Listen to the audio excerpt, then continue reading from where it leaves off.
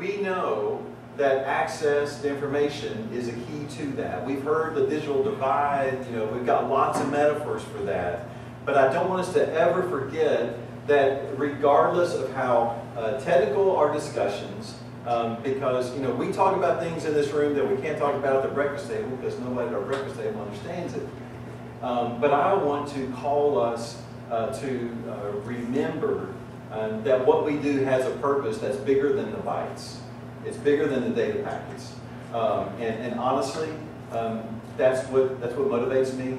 That's what makes me excited. And that's what makes me glad to get up and do what we do. And I'll say lastly, I promise I'm not quitting, but I'll say lastly, the last thing, it's that reality that makes it a pleasure to work beside you. And so take that as a big thank you, because you're helping do something important. So let's get started. This is kind of a this is your life kind of thing. 2008. This is what the first Connect Ohio broadband map looked like. My goodness, Charlie, I called you out to say hello, but he was very helpful in helping us get established. Katrina, we started working together early on. This is our first representation, and what looks like teenage acne are covered areas, and what looks like khaki colors are unserved areas, and then the green, obviously state and federal lands. But I promise you, as simple and crude as this map looks, this was a great advancement. This was a big deal. This was a result of partnering from the public sector, from the private sector, and finding a cooperative way to improve all of our vantage points about connectivity for Ohio. And there's a couple things I want to point out. This is 2008. This precedes SBI. This precedes the federal grant that we've enjoyed for the last 5 years. And I'll go further to say that there is an SBI program at the federal level, in large part because of what Ohio accomplished. When NTIA, and bigger than that, when Congress was considering how to address this on a national level, what you were already doing in Ohio factored heavily in that decision-making process. And just to remind you, again, I'm doing my Uncle Fester thing here to go back into the log books, but in October of 2008, a piece of legislation called the BDIA, the Broadband Data Improvement Act, was passed. It was unanimously passed in both houses of Congress and signed by President Bush. And then in January of 2009, the Stimulus Act was approved. And so that BDIA became the vehicle for broadband to be a part of the utility funding that came through that stimulus. And then that provided funding for the kind of planning that we've been doing together, the kind of activity we've been doing at the local level, et cetera, et cetera. So hats off to Ohio. You led the nation, and you provided for the nation in large part, and you should feel great about that. So if this is where we started, this is where we are. This is a 2014 map. It looks different. It looks different because we got better. We got better at mapping. You got better at identifying data.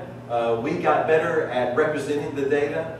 This has platforms, and it has townships, and it has just a lot more information packed in there, and we've enjoyed its fruit.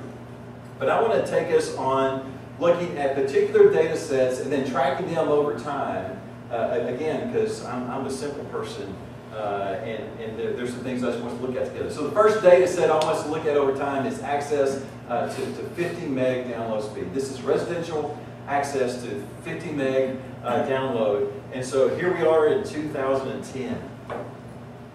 These are the parts of Ohio that had access to 50 meg download in 2010. And by the way, the orange spots are where the coverage is, in case that wasn't clear. And so this is 2010, and by 1.5 is the upload speed. So 2010, and then 2011. Look at the jump that was made in just a single year in 50 meg. How many of you have 50 meg download speed at your home? Yeah, 50 meg download. Think of the opportunities that have opened up relative to that speed. I live out in the boonies. I live out in the sticks. and I don't have access to that at all. And so if you have 50 meg, I'm envious. I wish I lived at one of those more spots so I could at least get that kind of connectivity. Let's go to 2012. Look at that. Excuse me, 14. The map looks pretty similar across 12, 13, and 14. So I just went ahead and jumped to 2014. But just take a look at those gaps. 2010, 2011, 2014. Think about the number of people that were that found their lives improved because they had access to that level of connectivity. Anyway, that excites me, but I may be weird in that way, but it excites me in a big way. Let's look at this. Ohio unserved households. These are households that cannot access broadband or could not access broadband. Basically, the white areas of this map are the service areas, and the blue items are the people, the households that can not access very, very basic broadband service. What I mean very basic, the kind of service you wouldn't be happy with, but they still couldn't even access that. So this is in 2008. And then 2009, look at that. You know, we're seeing some of the blue go away.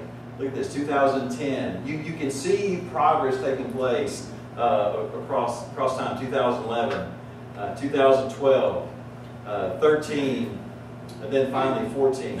Just look at the difference over those handful of years. These are unserved households. Now, obviously we still have some blue areas down in the lower corner of the state and along the mountains to the east, and then there's some pockets. Well, there's some pockets everywhere. And we'll come back to this in a moment, but I just wanted us to be able to enjoy what we've been able to do together. And by the way, those are not crop circles. Remember I mentioned earlier our methodology got better? We got better at accounting for DSL coverage along the way. But I want us to see this progression of unserved households. I want to talk about some of the innovations. I've already alluded to a couple of them. This is what DSL coverage looked like in 2008. You know, we had some ideas about where, if you're a provider and you offer DSL service, we had some ideas. We had a pretty good guess, and then we had a 2-mile buffer to kind of go outside of it to account for where we were wrong. Hey, it wasn't perfect, but it was better than what we had before. I think so. I want to show you what that same area looks like in 2014. Connect Nation, Connect Ohio, we've been able to work with ESRI, develop some software platforms to more accurately account for the coverage across all the platforms. So I wanted to highlight DSL in a very particular way. And so let me show you some status. This is some kind of real-time status of a couple of metrics. This is 2014 max download. This is a color-coded, what we would call a heat map, a color-coded download speed, and the darker the color, the faster the speed available. This includes up to a gig service. You know, anything that's very, very dark and blue is in the, you know, either gig or 100 meg or even 50 meg. When you start getting into the greens and the light greens and the yellow, it kind of drops down into 20 meg and you know, 5 and 10 meg, etc. You will see that not everyone across the state enjoys some of our more robust connectivity. All these maps will be available, but this is kind of a sneak peek at what this max download looks like.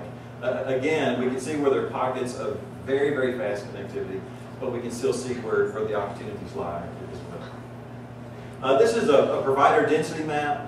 This just shows the number of providers who have stepped in and are working to solve this issue, develop their businesses as they should.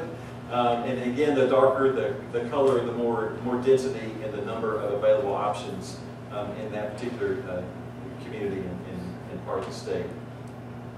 Now I want to talk about impact, and these are just a handful of bullets. I promise I'm about to go back in the basement. But there's some things I want you to know about what you've been able to accomplish, excuse me, over these handful of years. So increased access to 50 megabyte speed by 22%. That's not insignificant. 22% more households have access to 50 meg download speed. Ohio's residential broadband adoption surpassed the national average. Residential adoption rate is about 6% in Ohio. According to Pew, you know, kind of use the gold standard for these kind of national metrics, it's about 4%. So, you know, it's not like 5.95 and 6.01. I mean, you know, 6% and 4%, that's a pretty big difference, statistically speaking. It hurts me to say that because I'm not a good talker.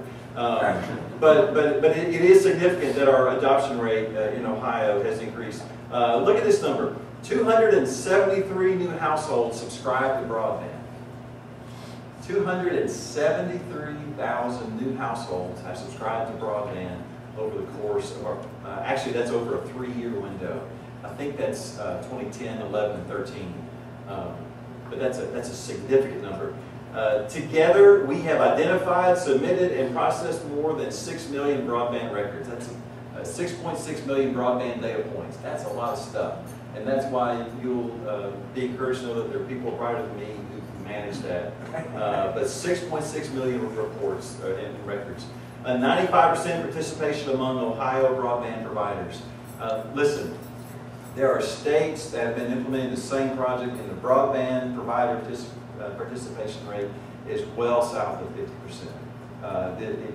Listen, the kind of partnering and the kind of data sharing and the kind of working together that takes place here is a luxury, and it's not found in every community, and you are to be commended for that.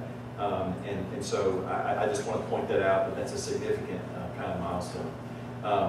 We've hosted more than 22,000 visitors on MyConnectView. If you're not aware, MyConnectView is our mapping platform where Ohio residents can go and enter their coordinates, understand who their providers are, et cetera, et cetera. But MyConnectView is what makes this all personal, and more than 22,000 folks have come to visit there to get more information.